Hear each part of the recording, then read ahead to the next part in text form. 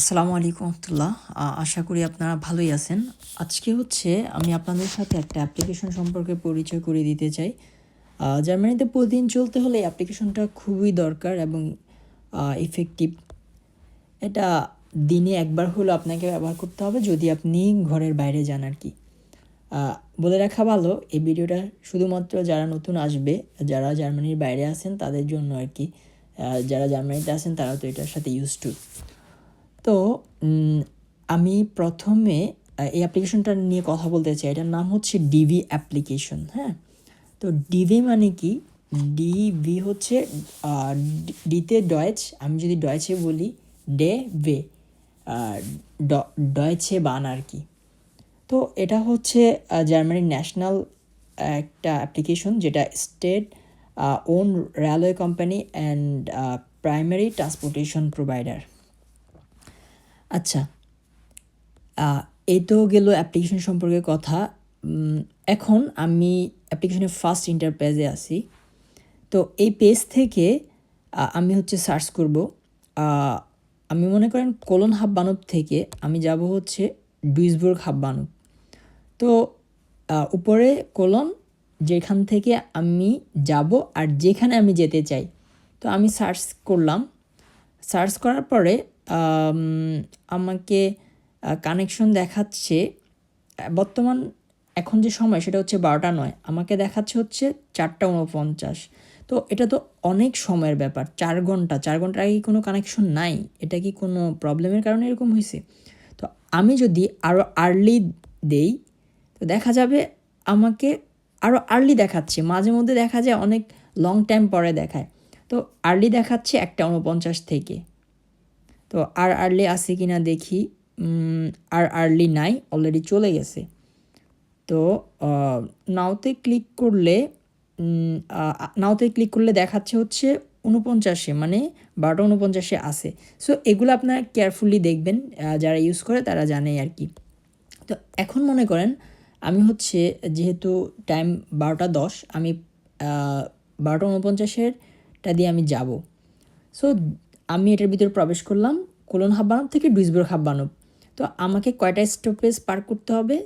At least 6টা, মানে 6টা স্টপেজে তারা থামবে, তারপর ক্রমান্বয়ে চলতে থাকবে আর কি। এখানে যে প্ল্যাটফর্ম থেকে ছাড়বে সেটা প্ল্যাটফর্ম 4 আর কি।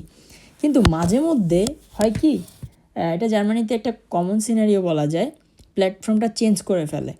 4-এ না গিয়ে এটা 5 বা 6 বা যে কোনো একটাতে আর কি, তাদের চাহিদা মোতাবেক, সুবিধা মোতাবেক চলে যায়। তো এখন এখানে টিকিটের যে প্রাইসটা দেখাচ্ছে এটা ইনস্ট্যান্ট প্রাইস, এটা 25 ইউরো 80 সেন্ট। তো আপনি যখন একদম ইনস্ট্যান্ট টিকিট কিনবেন তখন টিকিটের প্রাইসটা বেশি থাকবে। তো মানুষ কী করে, মান্থলি টিকিটের জন্য কার্ড নিয়ে নেয় আর কি, টিকিট বান কার্ড বলে। তো আমি যেহেতু জার্মানিতে স্টুডেন্ট, আমার ক্ষেত্রে এই টিকিট কেনা লাগে না। আমার ইউনিভার্সিটি আমাকে ডয়েচল্যান্ড টিকিট বা ডি টিকিট প্রোভাইড করে থাকে। তো ডয়েচল্যান্ড টিকিটের সুবিধা আমি পুরা জার্মানিতে, পুরা ডয়েচল্যান্ডে কোনো প্রকার টিকিট ছাড়াই ভ্রমণ করতে পারবো, শুধুমাত্র এই টিকিটটা দেখাইলেই হবে। এটা নিয়ে আরেকটা ভিডিওতে আমি দেখাবো আর কি। তো এখন ডয়েচল্যান্ড টিকিটের কিছু সীমাবদ্ধতা আছে। সীমাবদ্ধতা যখন আমি আইসিই, আমি যে ট্রেনগুলোতে যাচ্ছি এটা একটু দেখা ভালো, যেটা আরই মানে রিজিওনাল এক্সপ্রেস। তো রিজিওনাল এক্সপ্রেস আমার জন্য এলিজেবল। যখন আমি এখানে ডি টিকিট অপশানটা চেঞ্জ করে ফেলবো, যদি আমি এখানে রিসেট করে অল দিয়ে দেই, আবার ডান করি, তো আমাকে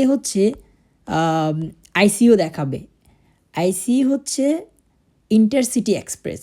এগুলা হাই স্পিড ট্রেন, এগুলা খুবই দ্রুত চলে আর কি। তো এই ট্রেনগুলা যখন আমি ইউজ করতে চাই বা চাইবো, তখন মাস্ট বি আমাকে কিন্তু পে করতে হবে। তো ইনস্ট্যান্ট এটার পে আপনার অ্যামাউন্টটাও কিন্তু অনেক বেশি।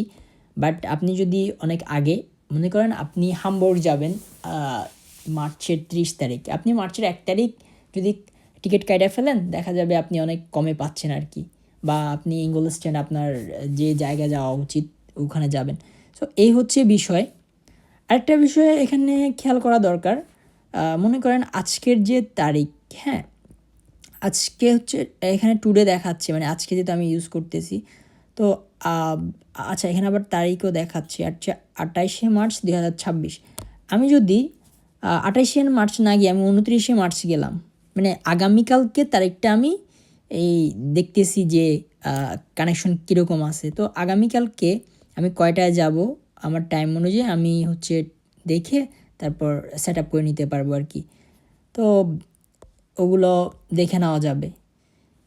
সো এই হচ্ছে আর কি এই অ্যাপ্লিকেশনটার কাজ। আমি আবারও বলতেছি, এই ভিডিওটা তাদের জন্য ইফেক্টিভ হবে যারা হচ্ছে অলরেডি দেশে আসেন, যারা জার্মানিতে আসবেন তাদের জন্য। যারা অলরেডি আসেন তাদের কাছে এই বিষয়টা খুবই ফানি মনে হইতে পারে।